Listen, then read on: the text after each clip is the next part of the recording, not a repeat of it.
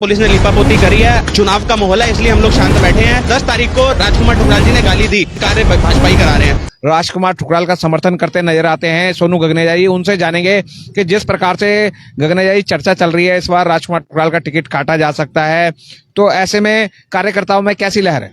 देखिए सर, सबसे पहले तो मैं रुद्रा न्यूज का बहुत बहुत धन्यवाद करता हूं, जिन्होंने हमें इस लायक समझा। कोई टिकट नहीं कट रही, कोई कुछ नहीं, ये सिर्फ विरोधियों दल द्वारा अफवाह फैलाई जा रही है और कुछ नहीं। इसके अलावा राजकुमार ठुकराल जी की टिकट कटेगी क्यों? उन्होंने रुद्रपुर शहर के लिए विकास कार्य कराए हैं। जब विकास कार्य कराए हैं तो टिकट कटने का तो मतलब ही नहीं है। ये सिर्फ विरोधियों दल द्वारा सिर्फ एक हवा बनाकर उनकी छवि को धूमिल करने का कार्य है, इसके अलावा कुछ नहीं है।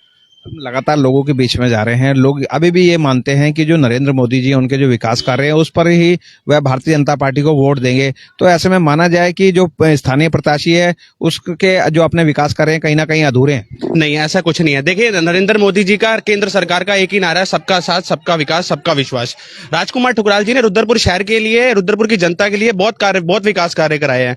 आप रुद्रपुर शहर के लिए पॉलिटेक्निक कॉलेज देख लो, फ्लाईओवर देख लो, बहुत तरीके के काम कराए हैं। मैं काम अगर गिनवाने लगूंगा तो मेरे को सुबह से शाम हो जाएगी, ऐसा कुछ नहीं है। राजकुमार ठुकराल जी ने रुद्रपुर शहर के लिए विकास कार्य कराए हैं और रुद्रपुर के लिए राजकुमार ठुकराल जी हिंदूवादी नेता है। रुद्रपुर के समाज के लिए वो सर्वप्रथम एक समान है।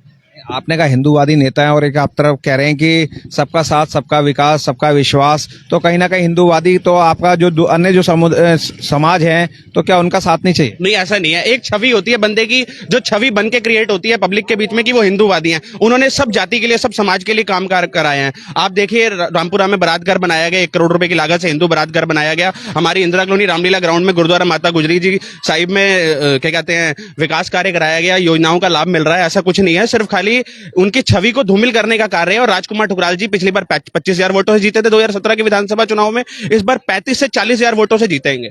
आपने कहा बात छवि की, अगर छवि की बात करें उनकी, आपके द्वारा जो कहा जा रहा है कि लोगों के द्वारा कहा जाता है हिंदू हृदय सम्राट हैं, कहीं ना कहीं उन्हें दबंग विधायक भी कहा जाता है और कई बार उनका देखा जाता है कि जो रूप होता है बड़ा विकराल होता है। अभी 10 तारीख को भी देखा गया उनका एक जनप्रति का रूप होना चाहिए वो नहीं था, तो वो उसके लिए आप क्या कहेंगे इस छवि के लिए? देखिए, मैं आपको बताता हूं, जो 10 तारीख की घटना हुई गौ हत्याकांड, वो सबसे बड़ा निंदनीय है। हालांकि पुलिस ने उन लोगों को पकड़ लिया है, लेकिन ये ढंग से खुलासा नहीं हुआ है। मैं खुलेआम इस बात को कह रहा हूं, ढंग से खुलासा नहीं हुआ है। तो राजकुमार ठुकराल ने दोबारा फिर क्यों आवाज नहीं उठाई? क्योंकि वो वर्तमान विधायक। राजकुमार ठुकराल जी आवाज उठाएंगे।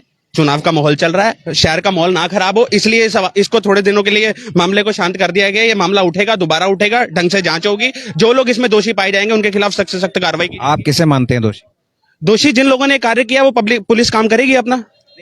आप किसको मानते हैं? जो लोग इस समय जेल में गए हैं, पुलिस द्वारा वो कार्रवाई की गई है, क्या वो निर्दोष लोग हैं? देखिए, जिन लोगों ने भी पर्दे के पीछे रह के कार्य कराया है वो लोग जल्द ही पर्दाफाश इसका होगा। पुलिस ने अपनी कार्रवाई कर दी है, पुलिस ने लीपापोती करी है। हम लोग इससे असंतुष्ट हैं। चुनाव का माहौल है, इसलिए हम लोग शांत बैठे हैं। देखिए, 10 तारीख को राजकुमार ठुकराल जी के ऊपर राजकुमार ठुकराल जी ने गाली दी, मैं मानता हूं। अब शब्दों का उपयोग किया, मैं मानता हूं। मीना शर्मा जी वहां पे आती हैं, अनिल शर्मा जी वहां पे आते हैं, वो सीधा आते ही ये बात बोलते हैं पुलिस प्रशासन के सामने, ये कार्य भाजपा ही करा रहे हैं। उनके पास क्या सबूत है ये कार्य भाजपा ही करा रहे हैं? मुझे बताइए। आप सीधा एक पॉलिटिकल पार्टी के ऊपर आरोप लगा रहे हैं, सिर्फ अपनी दलगत राजनीति कर रहे हैं। गलत है ना ये? आप सीधा आरोप लगा रहे हैं कि राजकुमार ठुकराल जी काम करा रहे हैं, भाजपा ये काम करा रहे हैं। या तो आपके पास कोई एविडेंस है, आप उसका साक्ष्य रखिए जनता के सामने।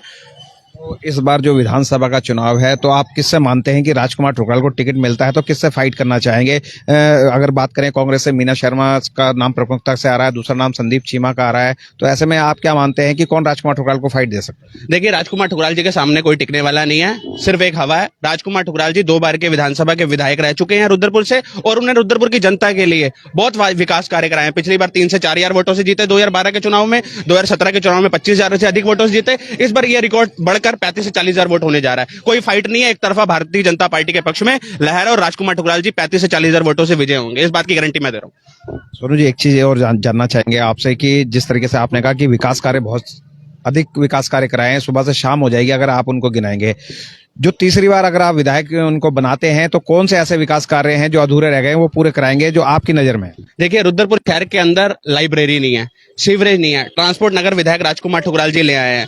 उसके अलावा सीवर लाइन का भी आपने थोड़े दिन पहले देखा होगा, बाढ़ आई थी लगभग अक्टूबर के बीच में, तो बाढ़ से पूरा शहर जलमग्न हो गया था। 50 से 100 साल के बाद ऐसी बाढ़ आई थी। तो यहाँ पे सीवरेज सिस्टम भी होगा, और क्या कहते हैं, रुद्रपुर शहर की जनता के लिए, बच्चों के लिए, युवाओं के लिए एक लाइब्रेरी का होगा, और एक खेल मैदान का भी प्रबंध किया जाएगा यहाँ पे।